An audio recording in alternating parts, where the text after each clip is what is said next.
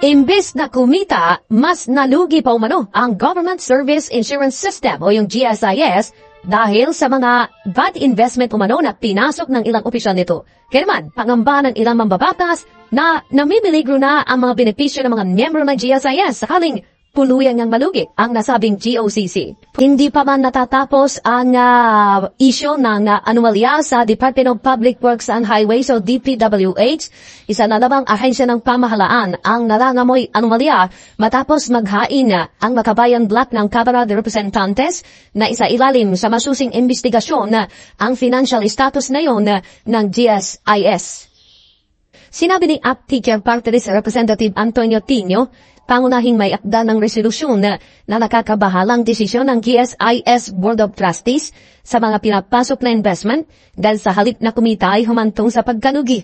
Ayon kay Tino, nasa balag ng alanganin ang sitwasyon at kapakanan ng tinatayang 2.6 milyon na mga government workers dahil hindi naiingatan ng tama ang stability at integrity ng pondo na pinagkatiwala ng mga miyembro ng GSIS. Nais din ng Makabayan Block na ipaliwanag ng pamunuan ng GSIS ang naluging 1 billion pesos na itinaya ng ahensya sa online gambling at hindi pagbibigay ng cash dividends sa mga miyembro mula pa noong 2019. Tubers Clippers, making long news short. Subscribe now.